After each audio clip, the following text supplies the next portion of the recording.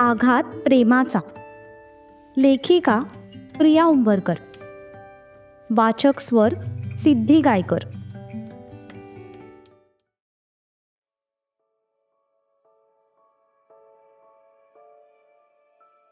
एक धक्का संपायच्या आत अजून एक मोठा धक्का समोर उभा राहिला होता.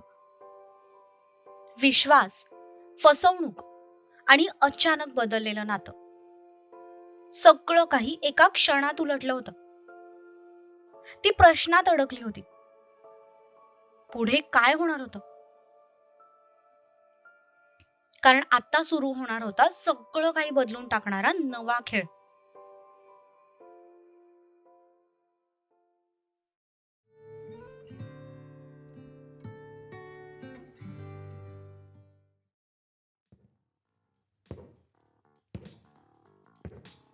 तिला घेऊन तो किर्लोस्करांच्या घरातून बाहेर पडला.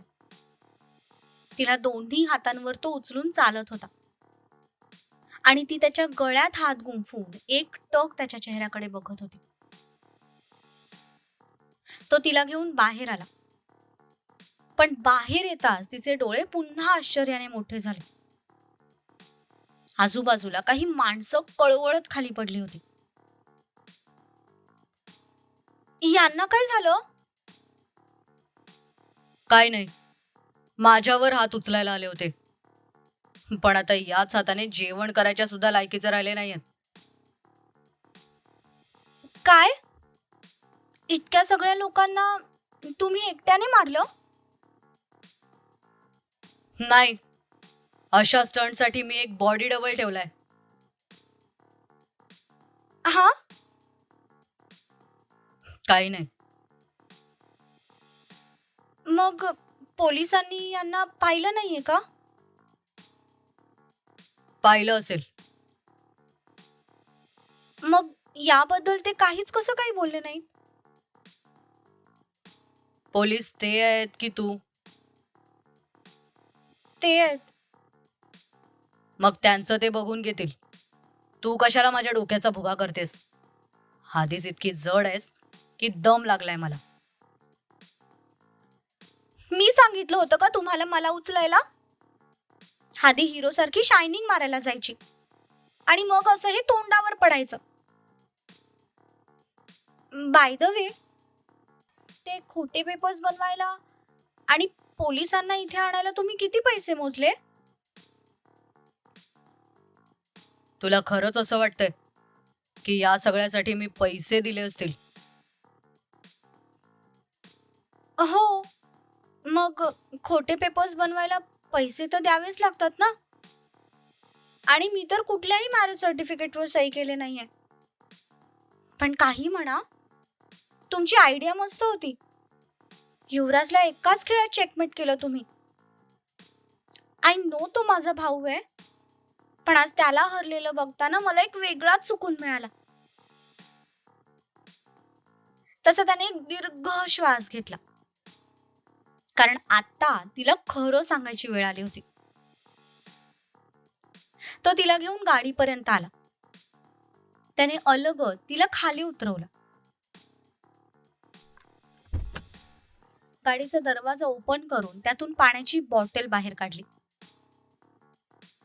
हे घे, पाणी पी. मला नकोय. पी पी, थोडं पी. गरज पडणार आहे तुला. पण मला खरंच तहान नाही लागली. पी म्हटलं ना. तसं तिने पटकन त्याच्या हातून पाण्याची बॉटल घेतली आणि कॅप उघडून तोंडाला लावली. ते पेपर्स खोटे नव्हते आणि नाही मी पोलिसांना पैसे देऊन इथे बोलवलं होतं. ते वकील, ते पेपर्स आणि ते पोलीस सगळं खरं होतं. आपलं खरंच लग्न झालंय आणि आता तू माझी बायको आहेस. पण हे सगळं ऐकून तिच्या तोंडातलं पाणी फसकन बाहेर पडलं आणि डोळे गारगोटी एवढे मोठे झाले. अरे रिलॅक्स. व्हॉट? काय म्हणालात तुम्ही? तेच जे तू ऐकलंस. आता आपण नवरा बायको आहोत. काही बोलू नका. मी काही तुमच्याशी लग्न वगैरे केलेलं नाहीये. आणि त्या पेपर्सवर तर मी कधीच सह्या. तू ज्या जमिनीचे पेपर साईन केले होते त्यात सगळ्यात खालचा पेपर मॅरेज सर्टिफिकेटचा होता, ज्यावर तू तुझ्या मर्जीने सही केलीस. I didn't force you for that. You एक नंबरचे चीटर आणि धोकेबाज आहात तुम्ही. मी नाही मानत हे लग्न. मी तुमच्यावर इतका विश्वास ठेवला आणि तुम्ही हा असा विश्वासघात केलात माझा. मला फसवून माझ्याकडून पेपर्सवर सह्या घेतल्यात. मी तुम्हाला सोडणार नाहीये. दगाबाज खोटारडे कुठले. Excuse me. एकतर तुला या नरकातून सोडवण्यासाठी मी माझी लाईफ सॅक्रिफाईस केली आणि तू वर मलाच दगाबाज बोलतेस. आणि दुसरी गोष्ट, पूर्ण फाईल तुझ्या समोर होती आणि मी हे म्हणालो सुद्धा होतो की नीट वाचून सह्या कर. कुठल्याही सहीसाठी मी तुला फोर्स केला नव्हता. तू तुझ्या मर्जीने सगळ्या पेपर्सवर सह्या केल्यास. आता मला काय माहिती तू पेपर्स वाचलेस की नाही ते. तू सह्या केल्यास म्हणून मला वाटलं की तू या सगळ्यासाठी रेडी आहेस, म्हणून तर मी पुढचा प्लॅन बनवला ना. तिने हातातली बॉटल गाडीवर ठेवली आणि डोकं गच्च पकडलं. तो धक्का तिच्याकडून पचतच नव्हता. 2 मिनिटं अशीच गेली. त्यानंतर तिने डायरेक्ट रडायला सुरुवात केली.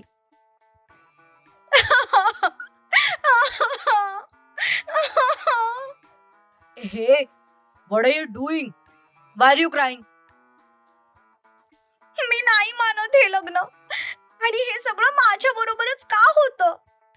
एकातून बाहेर पडते आणि दुसऱ्यात जाऊन अडकते. पण चूक पण माझीच आहे. मी ते पेपर वाचायला हवे होते. पण तुम्ही पण काही सरळ साधे नाही आहात. तुम्ही पण मला आधी सांगू शकत होतात ना की यात मी मॅरेज सर्टिफिकेटचे पेपर्स ठेवलेत. आता काय होणार आहे माझं. तुमच्यासारख्या माणसासोबत आयुष्यभर संसार करणं म्हणजे ना बाबा ना, मला नाही जमणार. What do you mean by माझ्यासारखा माणूस? तो जागेवरच एक पाऊल पुढे आला. तशी ती घाबरून एक पाऊल मागे सरकली. तिला त्याची भीती सुद्धा वाटत होती आणि त्याच्यासमोर तोंड उघडल्याशिवाय तिला जमतही नव्हतं. पण तुम्हाला हे सगळं करायची काय गरज होती. तुम्ही खोटे पेपर्स पण बनवू शकला असतात ना. खोटे पेपर्स? तुझा भाऊ काय तुला 5वी नापास वाटला, जे त्याला खरे आणि खोट्या पेपर्स मधला फरक कळणार नाही? ते पेपर्स खोटे असते ना, तर आज त्याच्याऐवजी मी जेलमध्ये असतो आणि आता तू माझी नाही तर त्या बुलडोझरची बायको झाली असतीस. तशी ती थोडी शांत झाली. त्या बुलडोझर पेक्षा सक्षम पाटील नवरा म्हणून नक्कीच बेटर ऑप्शन होतं. पण दुसरा काहीच मार्ग नव्हता का. तुम्ही मला किडनॅप करून पण नेऊ शकत होतात ना. जर नवरीच गायब झाली असती तर त्याने कोणासोबत लग्न केलं असतं. तुला ही सगळी पिक्चरची स्टोरी वाटते. त्यात तुझ्या घरचे विलन, तू हिरोईन आणि मी हिरो, जो तुला किडनॅप करून घेऊन जाईल. तसं नाही म्हणाले मी.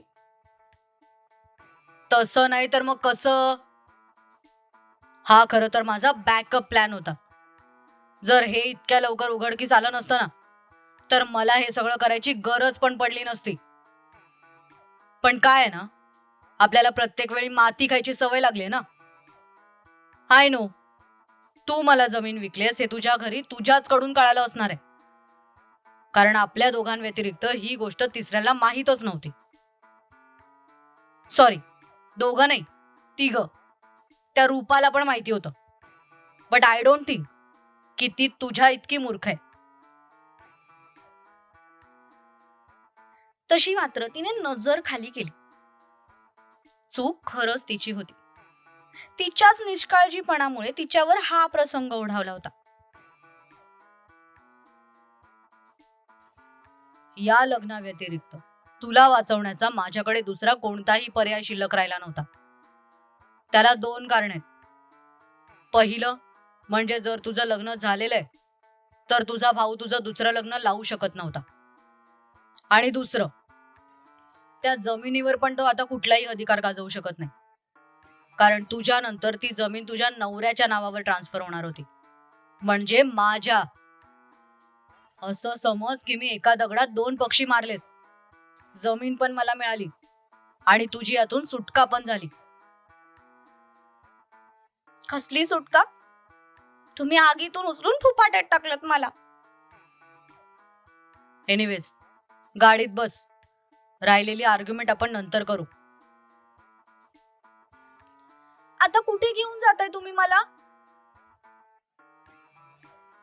हिमालयात येणार का माझ्यासोबत? सीट नाव. म्हणून मला हा प्लॅन बी करायचा नव्हता. या जगात मी कोणालाही हँडल करू शकतो, पण हिला नाही. डम कुठली. त्याने तिच्या बाजूचा दरवाजा बंद केला आणि तो फिरून ड्रायव्हिंग सीटवर येऊन बसला.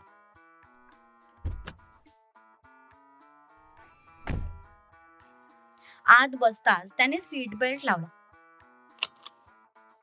आणि तिच्याकडे पाहिलं तर ती पुतळ्यासारखी बसून समोर बघत होती, अगदी पापणीही न पाडता.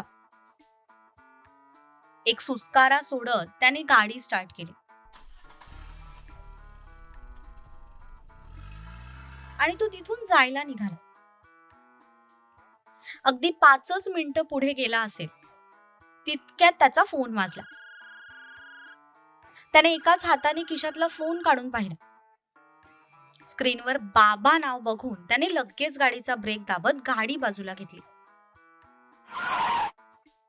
पुढची 5 मिनिटं तोंडातून एक शब्दही काढायचा नाही.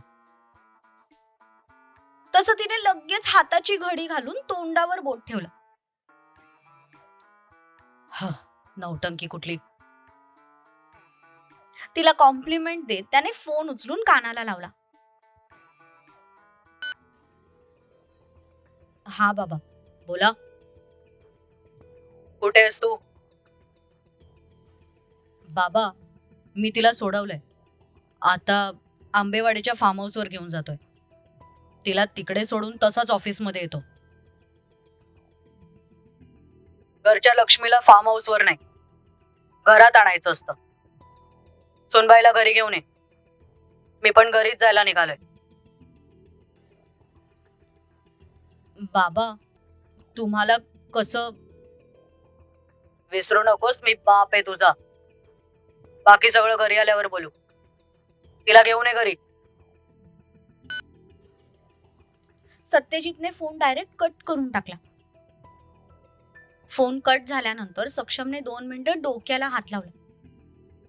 जगात कोणालाही न घाबरणारा तो फक्त त्याच्या बाबाला घाबरत होता. स्वतःला सावरत त्याने लगेच कुणालला फोन लावला.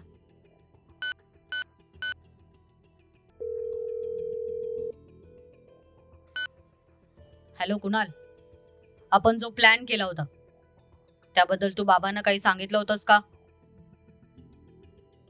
नो सर, मी काहीच सांगितलं नाही. नक्की ना? येस सर, मी कोणाला काहीही सांगितलं नव्हतं. सक्षमने फोन कट केला. थोडा वैतागूनच समोरच्या स्टेअरिंगवर हात मारला. त्याची ती ऍक्शन बघून ती सुद्धा दचकली. एक दीर्घ श्वास घेत तो गाडी सुरू करायला जाणार. तितक्यात त्याचं लक्ष साइड मिररकडे गेलं.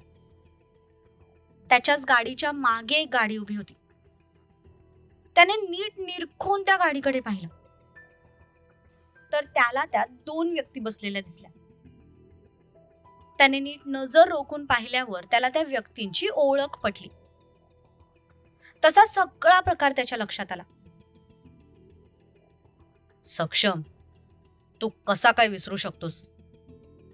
या तिघांनी तुझ्यापेक्षा 25 उन्हाळे पावसाळे जास्त बघितलेत. या दिघ्या काका आणि या मन्या काकापेक्षा चांगला खबरी दुसरा कोण असणार आहे? त्याने चुपचाप गाडी सुरू करून पाटील वाड्याकडे घेतली.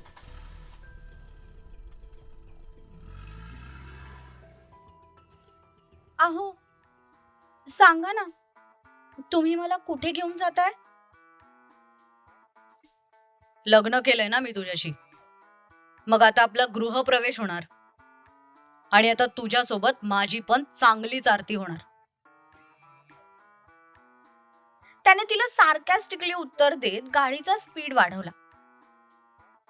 त्याचा मूड बघून तिने आता शांतच बसणं ठीक समजलं.